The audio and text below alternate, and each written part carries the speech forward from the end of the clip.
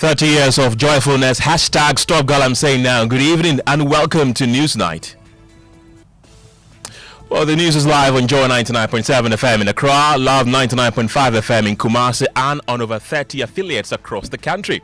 Coming up tonight, Fair Wages and Salary Commission in crunch emergency talks with striking nurses in a desperate move to halt the nationwide chaos unfolding at public health facilities across the country. Details as the Ghana Mortuary Workers Association reports a disturbing spike in bodies received, highlighting the severe human impact of the ongoing strike. As compared to the usual normal working hours, in which in the event that when the nurses were working, we had normal, the people are dying though, but this time around, I think that the death toll is increasing. Also tonight, Parliament to draft bill for lifestyle audits amid growing demand for stricter measures to tackle corruption. And I was happy to hear OSP also include it in their statement. We will legislate and we will stop this impunity of people flouting ill-gotten wealth. We have more from the Speaker, Alban Bagwin, who is blaming widespread corruption on inadequate coordination among accountability institutions as he outlines plans for the bill and his proposed disintegrity awards. This, we will identify such a person and name the person when we are doing the awards for the persons of integrity. Whether the person attends to take the cross or not, it will be hung there on the person's neck. Consumers could be paying more than the 1 cedi as the energy sector levy on fuel rather than the original amount announced. Also in sports. Sports Minister hits back at Ghana Boxing Association President concerning the delayed repatriation of the body of deceased Nigerian boxer. And a bit later, Media Foundation for West Africa questions National Media Commission's effectiveness in protecting Ghanaian journalists following recent assault on JoyNews journalist Lateef Idrisu. We have details of these and many other stories coming up tonight. My name is Kenneth Jesse. Please stay for details. And tonight, Fair Wages and Salaries Commission and the Ghana Registered Nurses and Midwives Association are in a crunch meeting talks in a desperate move to contain the escalating crisis in the nation's public health system.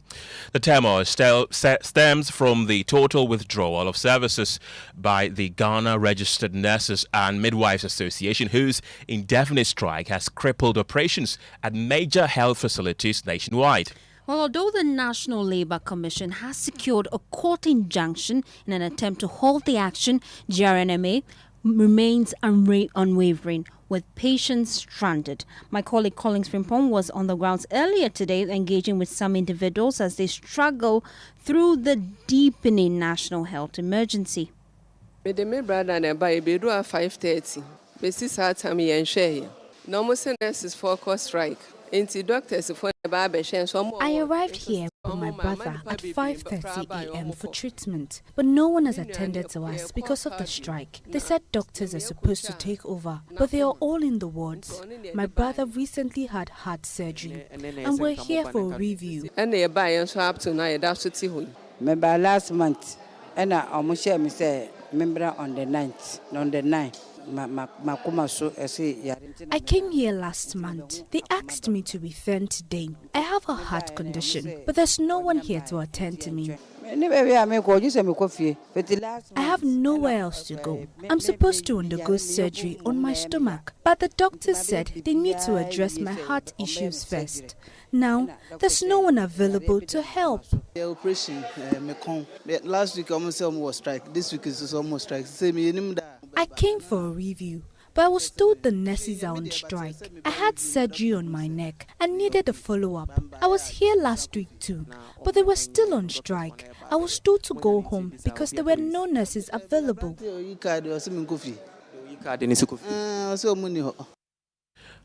Right, so that's what patients have been experiencing in various hospitals here in the Greater Accra region, also in the Ashanti region. The situation was not different. Scan section, and they said that the nurses are on strike, so we can't do. So we have to go back home and wait till this strike, everything is over. And where are you coming from? I'm coming from Ekropon, Ekropon, Chiman will be rather. How is your father's condition? For the past few weeks, it's not easy. It's not easy. He's not feeling well. He can't even eat. He's going through a lot. He needs medical attention, I know. We have been trying to contact the doctor. The doctor said we should come here. So because he believed that Konfanoti has all the expertise and all those stuff to take those scans and everything. But it seems we came here and unfortunately they said the nurses are on strike, so we have to wait them. You had some stranded patients there in the Ashanti region. Well, the impact of the strike is hitting harder now. General Secretary of the Ghana Mortuary Workers Association, Richard Kofi Jordan, has revealed an alarming surge in bodies received per day. Mortuaries are also receiving more deaths as compared to the usual normal working hours, in which in the event that when the nurses were working, we had normal, the people are dying though, but this time round, I think that the death toll is increasing every day. Do we have any numbers to back it? Where you are, what are the figures that we are getting? No, I can't give you specifics.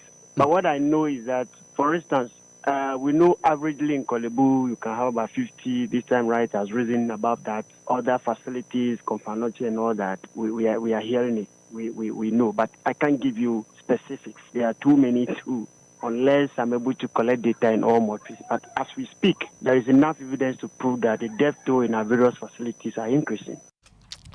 And with healthcare services severely disrupted nationwide due to the ongoing strike, the Director General of the Ghana Health Service, Professor Samuel Kaba Akorea, is appealing to the GRNMA to suspend the industrial action and return to the negotiation table. Let me also take the opportunity to call on our sisters and brother nurses to come back to work. Just like yesterday, I said to one nurse that if you come to the hospital now, you as a nurse, and you are pregnant, you are going to deliver, because she was a pregnant nurse. What are you going to say? Will you say, I won't deliver today because we are on strike? You'll be shouting, let's all do this. Let's go back to the negotiation table. If it's your auntie, your mother who is sick, what are you going to do? Will you say, I won't take her to the hospital because we are on strike? And when you go to the hospital, who do you expect to take care of your mom or you yourself? So I humbly add my voice to the Honorable Minister that please come back to work and let's continue negotiating. Well, let's get talking and get onto the telephone lines and speak to the ranking member on the Parliament Select Committee on Health and MP for Ifijasi Asokore, Dr. Nana Aufrey. Good evening, Doc. Welcome to the show. We understand that the Health Committee is sitting tomorrow. I believe this will be big on the agenda. What will you do to intervene? Yeah, a very good evening to your listeners. And basically, tomorrow, what you heard is the presser we're doing from the minorities position on this impact. Also, subsequently, we will get a parliamentary committee to provide oversight into why government is not trying to listen to the necessary. Yeah. Right. The minister has continuously appealed to the striking nurses to consider all that is going on and lay down their tools. Don't you think that's convincing enough? It shouldn't have happened in the first place. Am I speaking to Evans? This is Kenneth. Kenneth, we yes. shouldn't have gotten to this point. That's my position I had with your sister station, PT on Friday or last week Thursday. My position is clear. The government is a continuous process. It's a continuum. The previous government agreed with the nurses in May 2024. They approved on this bargaining right, okay? And then the psychiatric nurses took the registered nurses and midwives to court on what would be an internal issue.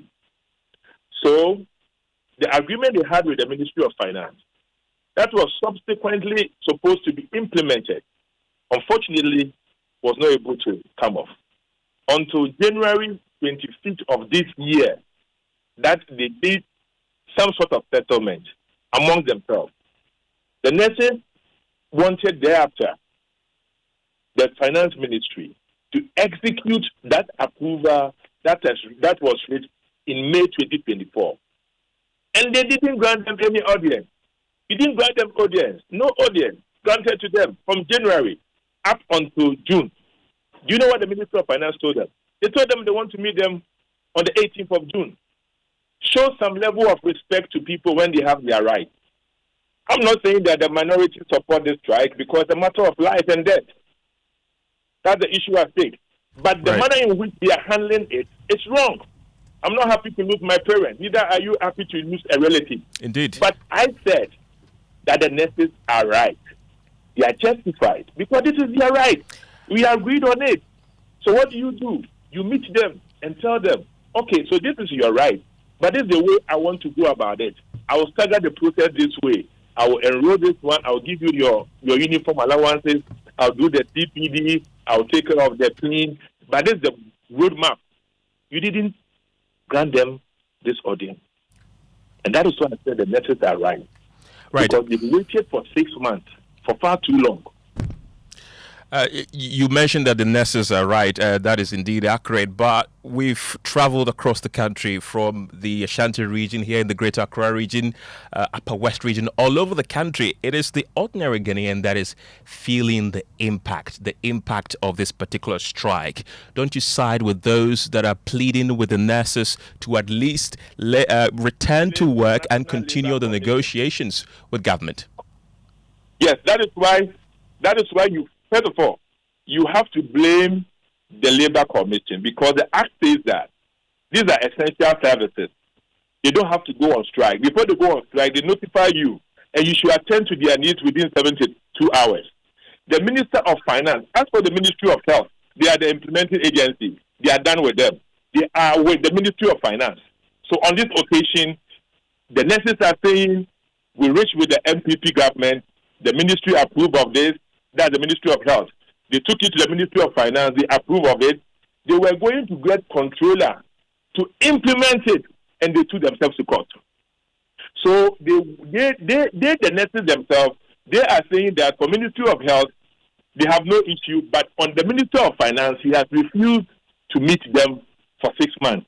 That's why I'm saying that you would have to say that why is it that the minister has not met them and take it off from where the MPP left the issue to get controller to pay them. They did not. And for 6 months, they have been reasonable. But look at my poster. My poster is clear. My poster is that show them some respect. The issue of taking it to court is not right. That's not the way to solve this issue. Taking them to court is not the way to solve it. It's not the way to go about it. You understand? In as much as I will ask the nurses to be lenient for the sake of life. I'm a medical doctor. I'm guided by my ethics. And nobody is happy for lives to be lost. By leniency, do you mean they should return? The respect. Yes. Today, ask them. They will tell you. I spoke to the nurses last week. They said they've not shown us any respect. They've not met us. They said June 18th. Even in the strike, they still insist it's June 18th. And please, we are all Ghanaians. A little respect to the nurses will do, okay? Okay. So that when you get to the boardroom with them, you can agree and disagree and have an arrangement.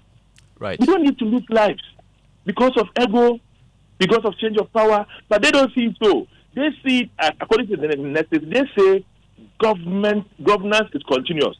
So regardless of whether the Minister of Finance of the last regime was there or not, for them, they've given you 6 months. And that is why I said in your sister station that the nurses are right. But government has to be responsive and sensitive to meet up with them, judge with them, and set up a roadmap. And in this occasion, we would want the nurses to be lenient to get things their way. But we don't need to lose lives. Right. Dr. Nana Aufrey is the ranking member on Parliament Select Committee on Health. I want to thank you very much for your time this evening. Well, Ken, let's go to Parliament now, where the Speaker of Parliament, Alban Bagbin, says Parliament has already drafted a bill supporting lifestyle audit of individuals suspected of corruption. Well, this development comes amid increasing demands from anti-graft campaigners and the Office of the Special Prosecutor for stricter measures to monitor and recover assets from public servants and politically exposed persons. Well, let's listen to the Special Prosecutor, Kisi Ejabun, raise this at a high-level anti-corruption conference here in Accra. The principle of lifestyle audit non-conviction-based asset recovery should be stamped in the Constitution to encompass public officers, politically exposed persons, and persons in the private sector suspected of having engaged or engaging in corruption and corruption-related activities. On the reckoning that the person must have legitimate sources of income sufficient to justify the interest in any property that that person holds. Therefore, where a person's resources far outstrip his legitimate income, the unexplained portion should be liable to confiscation. This will be a critical tool also to detect fraud and undeclared income for tax purposes. Thus, conviction after criminal proceedings should not be a condition precedent for asset recovery purposes. That is, proceedings on an application for a confiscation order or a restraint order should be civil and not criminal. Well, you heard there the Special Prosecutor, Kisi Ejabun. Well, Parliament is already taking steps on this. Speaker Alban Bagman says a bill will be drafted to address this issue. I am to this end receiving a lot of inputs to process legislation in lifestyle audits.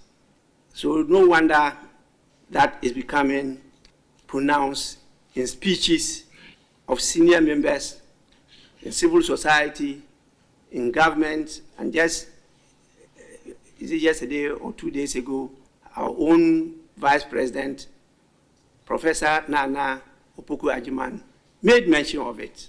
We will legislate in this matter. And I was happy to hear OSP also include it in their statement. We will legislate and we will stop this impunity of people flouting ill-gotten wealth in the face of poor Ghanaians. Well, my colleague James Aveji joins us live from Parliament as we just get an understanding of some of the key things that came up from this meeting between the Speaker and other groups of institutions. James, we're hearing of an Integrity Awards as well as Vulture Awards. Tell me more about it. What exactly is it?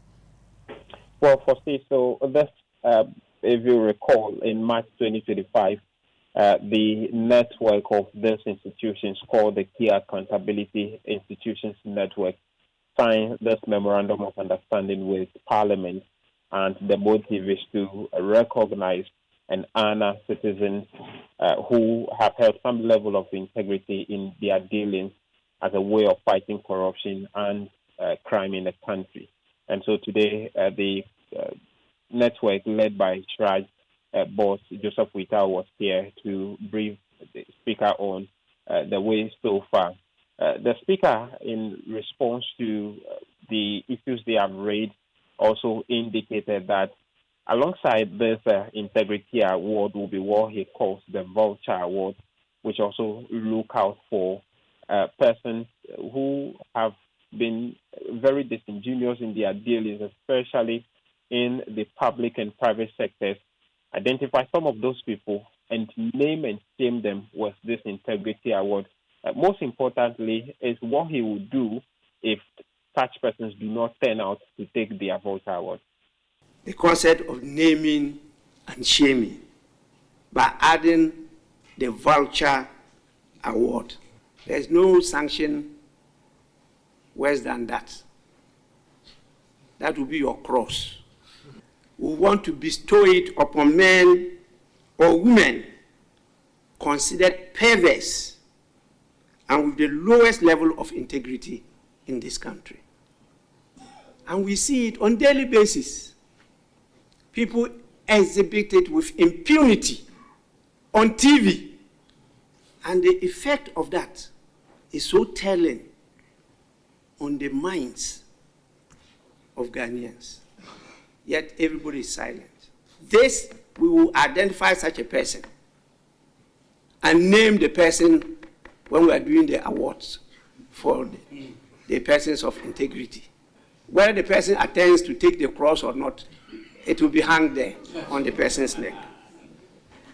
Very, very important.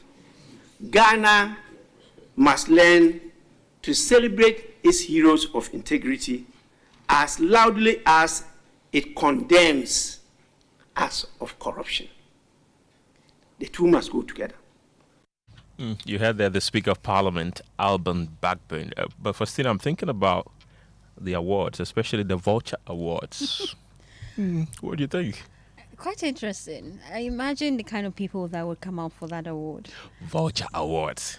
I'm sure Ken Ofuriatta would have been top on that list if this was that era. But then let's move on to other stories. Let's move on. And Ghana's ambitious Gold for Oil program, once touted as a bold fix to the country's crippling dollar shortages and surging fuel prices, has now turned into a fiscal headache, racking up over 2 billion cedis in losses amid a deepening currency crisis and dwindling reserves. Well, there's more in this analytical report by JoyNews Research Desk. Since its rollout in January 2023, the Bank of Ghana has disclosed that it incurred losses of 317 million Ghana cedis in 2023 and 1.82 billion cedis in 2024 under the Gold for Oil program. That brings the total losses to some 2.14 billion Ghana cedis. According to the central bank, it injected 4.69 billion Ghana cedis into the program, effectively losing 45% of the capital it deployed in an effort to stabilize fuel prices and support the cedi. On March 13, 2025, the bank officially ended the Gold for Oil initiative, citing the heavy financial losses sustained as a primary reason for shutting it down. The entire arrangement was never subjected to parliamentary oversight. The ruling government argued at the time that the Gold for Oil program was not an executive policy but a central bank initiative and therefore did not require parliamentary approval. The cedi did stabilize months after the G4O's launch and fuel prices fell. While it's hard to isolate the program's direct impact from that of the IMF deal signed in May 2023, the reduced dollar demand from oil importers likely contributed to easing Ghana's exchange rate pressures. But there's still loads of questions unanswered around the Gold for Oil program, which has lost some 45% of its working capital. Away from that, the Media Foundation for West Africa has criticized the National Media Commission for its perceived ineffectiveness in protecting journalists following the recent assault on JoyNews journalist Latif Idris. The alleged assault on MPPs by MPP sympathizer Theophilus Thompson on JoyNews journalist Latif Idris happened during his coverage of the detention of the MPP Ashanti Regional Chairman Bernardine Tribisiaku, popularly known as Chairman Wuntumi. Well, Mr. Thompson has been remanded into police custody and set to reappear before the court on the 18th of June 2025 after pleading not guilty to accounts of assault and threat of death. We'll hear from Suleiman Ibrahima shortly, but first here's a wrap of what happened in court today. Well, after several minutes of court deliberation, the accused person, 55-year-old Theophilus Thompson, has been refused bail, although that is not what his lawyer would have wished for him. His lawyer argued in court that his client was not a flight risk and had a permanent place of abode and should therefore have been granted bail. But the state prosecutor also argued that if he was granted bail, he could tamper with the current ongoing investigation. They also did indicate that since some of the suspects are at large, it will not be best to grant him bail. Well, counsel for the accused also pleaded with the court to temper justice with mercy and urged the court not to punish his client by refusing him bail. So hearing the pleas of both sides, the presiding judge decided not to grant him bail and remanded him into custody to reappear before the court on the 18th of June 2025. Well, there are still others who are at large, and the police say they are continuing their manhunt for them. Bigwigs of the New Patriotic Party, including Nana B, who is the national organizer, and also Salam Mustafa, who is the deputy general secretary of the party, all showed up in court to support Theophilus Thompson. The 18th of June is ticking, and we will definitely be here to bring you more. From the Circuit Court, my name is Kenneth Jesse for JoyNews. Well, we can now hear from the Executive Director of Media Foundation for West Africa, who has charged the National Media Commission to do more to protect journalists in line of duty. I think the GJA, particularly the current leadership, has shown a lot of commitment and a lot of passion for the fight for press freedom. And let's not forget that this is just an association. It doesn't have the powers to enforce any legislation. It doesn't have the powers to prosecute, for criminal offenses. But I think the biggest failure has been the National Media Commission. And the last time we had the opportunity to meet with the Constitution Review Committee, some of us made that clear, that in order to ensure that journalists are responsible, are professional, and the freedoms that are provided for in our Constitution to be respected, we need a much more effective, a much more vibrant, and a much more focused and dedicated National Media Commission. And it will require some changes happening in terms of the composition and in terms of the law that sets up the NMC, by way of the NMC Act, to ensure that we truly and honestly have a media regulator that is indeed a regulator, not just on paper, but also in action. Well, let's take you back to our earlier story where the Ghana Registered Nurses and Midwives Association's strike continues to bite hard. We understand that they just concluded an emergency meeting between them and the Fair Wages and Salaries Commission. And joining me on the telephone lines right now is the association's Vice President, Samuel Akogo. Thank you very much for your time this evening. What was the outcome of the crunch meeting? Thank you very much to your cherished listeners and to your team as well. I'm getting some echo. Yes, so I want to find out from you. Yes, it is very clear. If you did not get my question, I want to put it to you again. What's the outcome of your meeting that just concluded between you and the Fair Wages and Salaries Commission? To be able to situate today's meeting for listeners' understanding, I will need to, if you will permit me, to just give a background as to what culminated and ended. For the sake of time, you would have to make it brief for us because by now we all know the background. So kindly make it brief for us. Okay. The conditions of service that we signed, we expected it to have been implemented. As you will know, we have been doing a lot of engagement in that regard. But unfortunately, we are not seeing any clear guidelines as to how we are going to implement the conditions of service. We rolled out a roadmap with the aim that the employers will use that gap to be able to address our concerns before it escalates into something different. And that didn't happen.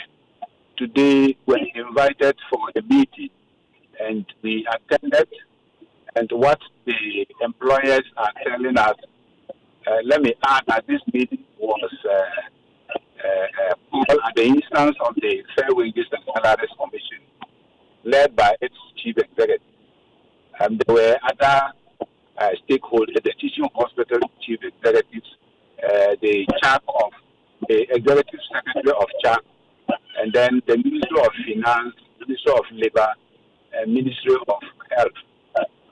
At the meeting, the government team tabled a proposal, and the proposal was that they would just approve the conditions of service, and then implementation will start in 2026. Mr. Samuel, point noted. I just wanted to find out, are you calling off your strike based on your engagement with government today?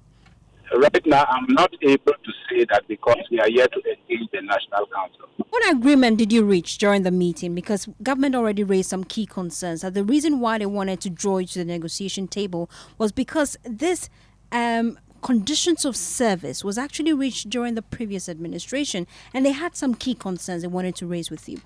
During the meeting, what concerns did they raise, and did you reach a compromise, really? what they told us was that it was not part of the budget. And this, that is why I wanted to put it in context. We drew the new government coming into office during the transition that this document needed to be implemented. And we were waiting for our minister to be appointed. The minister was appointed. We started the engagement. The budget was to be read. The budget finally was read. And it was not captured. That clearly shows that they don't take our issues very serious, because we can have other health professionals enjoying similar conditions of service. And in our case, they are talking of budgetary constraint. Is it fair? Mr. Kogo, so did you accept the conditions they tabled before you or reject it? There was nothing to accept. We Why? also gave a counter proposal. It isn't that we just rejected and got up. We were all looking for solutions to the problem. We said, let's start the implementation now. And whatever that is arrears, we can discuss how that can be paid over time. But it's like there is nothing available until 2026.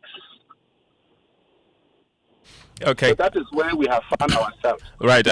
You've made us aware that the government said they'd never budgeted for this. So what happens? Are you continuing with the strike? As I said earlier on, I'm not in a position to say until we meet with the National Council. Okay. And how long is this going to take? Probably tomorrow or tomorrow next. We are still. Some are still in the field, and then, so we'll see how. Because it's an urgent issue, we need to meet as quickly as possible so that they can advise us what to do. Well, there's been, deaths all over. We are hearing of reports of mortuary workers being unable to contain the dead bodies that are coming. I believe that you've also heard about the severe constraint this is having on our health sector. Really, are you going to put some human face and reconsider your decision and, call of your strike immediately, perhaps? Well, for human face, we are also human beings, and we are not happy or we are not proud of what is happening now. What we should be doing is we should appeal to our employers to do the needful, because we are not asking for the moon. What we are asking for is in Ghana here. It's just because they haven't placed our concerns as a priority. So we cannot be responsible for what is going on. Every single life that is lost should be put on our employers, because there is nothing we can do. You call us essential service workers, and we are not treated like essential service workers. And anytime we start some of these agitation, that people are quick to say that you are essential, and because of that, people will hide under this clause of essential workers are not supposed to go on strike, and then they always use the labor commission to harass us to make sure that people must be held responsible for failing to do their work. Who was supposed to table our conditions of service for it to be captured in the budget? Those are the people responsible, not the leadership. We are leading people hoping that we are trying to contain the situation. Every next, they thought they could make an alternative arrangement using those small splinter groups to diffuse our impact. Mr. Kogo, briefly, the National Labour Commission secured an interlocutory injunction against the strike for you to put it on hold effective immediately. Why are you defying the court orders? We haven't been served yet. You've not done what? We have not been served. Okay. We are law-abiding citizens. If they serve us, we are not lawless people. We will take a decision. But we haven't, as at now, we haven't been served. Okay. All right. Samuel Akogo, thank you very much. He's the first vice president of the Ghana Registered Nurses and Midwives Association. It's now time for business, and George Riafe is here with the latest. George? Well, coming up in business, consumers could be paying more than the one Ghana cedi as the energy sector a shortfall and debt recovery levy on fuel rather than the initial amount announced. And Chief Executive of Cocoa Board, Randy Abbey, targets returning the firm to profitable position as it's currently being saddled with debts running into 33 billion Ghana cedis. The business news on Newsnight is brought to you by MTN Business. Welcome to the new world of business. Kingdom Books and Stationery, your number one stop shop for all your offers, essentials, Sinter's tanks, and Pepsodent Herbal and Charcoal. Welcome back to Business on Newsnight. Now, consumers of petroleum products could be paying more than the one Ghana cedi when the revised energy sector levy takes off from Monday, June 16, 2025. There is more in the following report. For some individuals, the initial communication following the passage of the bill by Parliament was that consumers will pay 1 cedi as the levy when the implementation kicks off. However, a circular sent to oil marketing companies dated June 6, 2025 revealed that consumers of petroleum products will be paying this new 1 cedi levy in addition to an existing 95 pesos. This will result in the total levy component that will be paid by consumers from June 16, 2025, pegged at 1 cedi 95 pesos. The tariff implementation order from the Ghana Revenue Authority showed that the new taxes will be applied only when the implementation date the authority will formally announce. So, if June 16, 2025 is the new implementation date, all products loaded by these oil marketing companies will not attract the levy. The oil marketing companies have maintained that the application of the levy will push average price of petrol per litre from 11 cedis to 13 cedis. And that is a business text report. In a related development, Chairman of Parliament Energy Committee Emmanuel Bezra is insisting that the application of the levy will not result in prices going up at the pumps. He has been speaking on the polls this afternoon. And you can take it from me as the chair of Energy Committee. There is not going to be any increment. All we are seeing is that there is going to be a further reduction. That further reduction was what we have factored into to make it 1 Ghana. Looking at our economy, the cedi appreciating against dollar, we are saying that that difference is what we are using to buy fuel. And so there will not be increment. If transport owners decide to reduce prices as a result, petroleum rate, the same price that they are buying it today, they will continue to buy it. So I don't see why we go on whatever it is, other strike or demonstration. And Chairman of Parliament's Energy Committee, Emmanuel Bezra, still on the petroleum stories. The Ghana Private Road Transport Union has announced suspension of their planned strike from tomorrow because of certain actions that government has taken or communicated to them. Let's hear from Samuel Amwa. He's the Deputy Public Relations Officer of the Ghana Private Road Transport Union. Our problem was that we don't want to see, additional cost on the petroleum product again. So when the ministry engaged us, they made us understood that it is not going to affect the pump and there is not going to be any change as of now. We asked them how are they going to do it, because should it go high again, then it means it's going to add another operational cost to our operation. And they gave us their word that it's not going to change, and even the coming 16th, that is next week Monday, that they are going to commence or is going to take effect. We are not going to see any change, at the pump when we go out there to buy fuels. Samuel Amwa is the Deputy Public Relations Officer of the Ghana Private Road Transport Union.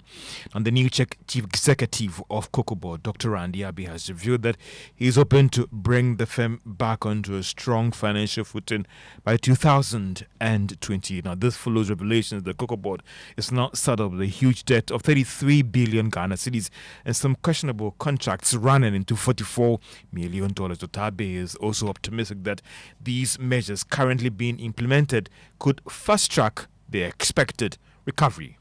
First, the scenarios we did, the initial one, because I wanted to have a clean picture, and so did the projections. the projections were going to be over a 4-year period, clear everything. But like I'm saying, our projections have been thrown overboard by the city, so we are reworking it. And then when we redo it, we'll be able to have a clear picture. But there's nothing like being able to pay the debt in a year or two. What we intend doing, and what I believe we will do, is that any contracts that we sign, any agreement that we enter into, we will pay for it. So we will not worsen the situation. So any contracts that we make, we will pay for them, whilst we also see how we can retire the existing one. Dr. Randy Abe is the acting chief executive of Cocoa Board. Now, more shopping outlets and supermarkets in the country are taking steps to reduce their prices in line with the city's appreciation against the US dollar, as well as launch promotions to reward customers. But the latest firm to do so is Electroland Ghana, which has relaunched a promo that is the Cedi Apeke promo to reduce prices further of their items at their shops. Speaking to journalists, the head of marketing and media relations at Electroland Ghana, Adiza Ibrahim, said the company will continue to reduce prices in line with the city's good run. The government's directive is that any time the city goes down, as we've been crying for, we should all toe that lane. Electroland Limited has launched the Cedi Apeke promo, a campaign that is offering significant price reduction on various electronic appliances from top brands, as you know, Samsung, TCL, and NASCO, which is our own brand. This second press conference is in response again to the continuous appreciation of the Ghana cedi against the major foreign currencies, which we want the public to benefit. And so we want to pass this kind of sweet information and gargantua deals to our end users with a discount on top of the already existing discount. And that is the head of marketing and media relations at Electroland Ghana, Adiza Ibrahim. Let's turn our attention to the stock market. And if you had invested from the beginning of the year to now, you have made a return of more than 22%. That is far better than what you get when you look at the other investment instruments on the market. And it's interesting, we're having a chat over about, it looks like when you do a scan, and I stand you educated, it appears as the foreign-owned shopping outlets that are actually dropping their prices when it comes to the city's appreciation to the dollar. Yeah, we'll have to do a further scan, a thorough one, and get substantial data to be able to reach the point where we... All right, it's time for sports. Yeah, let's go straight into our stories. And the sports minister, Kofi Adams, has dismissed claims suggesting that the delay in repatriating the body of late Nigerian boxer was caused by the work of the committee set up to investigate the circumstances surrounding his death. According to the minister, the real reason for the delay was a pending autopsy report, not the committee's activities. The comments come in response to remarks made by the president of the Ghana Boxing Authority, Abraham Nikwe, who appeared to blame the committee for stalling the process of returning the body of the late Nigerian boxer. We never, as a ministry, ordered the non-evacuation of the boxer's body. When somebody dies in a situation that this death occurred, Corona Act kicks in. And so there's a need for an autopsy to be done, not just an ordinary autopsy. This must go through some legal process, and the autopsy have to be endorsed by a court. So the autopsy report, even delayed the work of the committee by 4 days. So if anybody, including the GBA president, is suggesting that it was because of the committee's work that they have not been able to move the body out of Ghana and to Nigeria, that is false. That is not true. Sports Minister Kofi Adams speaking there. Now, Tottenham Hotspur, who are Europa League champions, are stepped up interest to sign Ghana's Antoine Semenyo. According to reports from Sky Sport, the Black Stars attacker, who has impressed this season, is now attracting interest for a number of top clubs, with Tottenham leading the race. Manchester United are also set to be interested in signing the forward, but they have chosen to prioritize the move for Brian Mbuemo of Brentford. That brings an end to sports. Back to you guys. Well, thank you very much, Daniel. Well, it's been 2 long years since the raging waters from the Akosombo and Kpone dams swallowed homes and scattered lives across North Torn in the Volta region. But for many of the victims, the flood was only the beginning. Today, they endure scorching tents, unfinished houses, and promises that seem to wash away just like the floods. In JoyNews' series After the Floods, Fred Kwame Asare returns to the heart of the devastation where hope still fights to stay afloat. Many in Mepe are still waiting for a place to call home again. For Theodora and her family, the wait has been long and unbearable. Her family is one of over 100 households living in temporary UNICEF tents at 3 resettlement camps in the North Town district. Honestly, the heat inside the tent has caused our children to develop skin rashes, and I'm suffering from them too. When our children fall sick, we have to take them to the hospital ourselves. There's no support at all.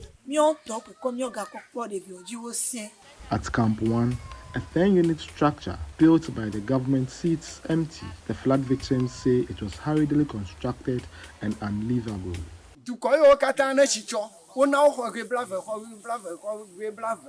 They gave all other flood-affected communities a 20-room unit structure, but Mepe's population is larger than those communities. So why allocate the same number of rooms to us? We refused to move in because they expect about 15 households to share one room. Are we slaves?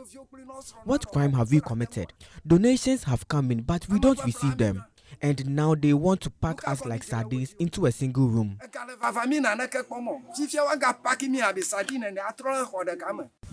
The government's resettlement project remains incomplete, but concerns are growing over the cost and quality of the new housing units. They are putting up 20 rooms, which is 2 bedrooms, a kitchen, no toilet, no bath, small 6x6 posh. Do you want them to stay or to sleep? And they are laying it with that mortar joint. When you push it with your hand, the whole thing will collapse. And this building alone, when I tell you, the cost of it is about 800,000 Ghana cedis for these 2 bedrooms alone. Why is the government wasting money in somebody's pocket? Please compensate the victims so that they go to their homes and leave the camps for you. For these victims, it is not just about shelter. It is about dignity, security, and a chance to rebuild their lives. They should give us the money to build our own houses. We won't accept the idea of 11 people sharing one room. We don't understand why government will spend 800,000 Ghana cedis on building those shelters. From Mefe in the North Town district of the Volta region, my name is Fred Kwame Asare for JoyNews. The Fisheries Commission says a search party led by the Ghana Police Service is still working to locate 3 Ghanaian fishery observers who went missing aboard different vessels at different periods of time. Over the last few years, the Ministry of Fisheries and Aquaculture has had cause to caution foreign industrial trawlers that their license could be revoked should Ghanaian observers be attacked consistently. Well, however, speaking on Upfront on JoyNews, the new executive director of the Fisheries Commission, Professor Benjamin Campion, told Blessed Suga that the human rights concerns have not fully been resolved. He says as of now, 3 Ghanaian fishery observers remain missing. The police are still investigating. Not all disappeared at the same time at different times and at different circumstances. And so, but the important aspect is that they disappeared when they were associated with fishing activities, and therefore we have to account for them from the fisheries sector. The challenge is the sea is such a vast environment, and so when the person comes, if the person had a tracking device on his body, it's easy to say, okay, you disappeared at this point. Yes. We never, but you don't have a tracking device on your body. The person says, we all came, we disembarked. Maybe he didn't go home. Yeah, so the problem... That's serious. The problem now is your word versus the other person's word. Do you in any way take responsibility for what's happening? At least when it comes to a loss of life, the commission is very much committed to getting to the bottom of it. This a family person, someone who was employed and providing for the family. And so, of course, for every human life, we are committed to making sure, not just for the lost ones, but we still have observers. And so we have to put in place mechanisms for them to feel safe at work, mechanisms to ensure that whatever happened does not repeat. This is scary. 3 individuals, we cannot find them. Is it the conclusion of the commission that these people are dead? We don't conclude. The police usually would investigate. For one of them, it even went, a body was found, and the family claimed that was the body of the dead one. They checked some birthmarks and others, but the DNA report showed otherwise.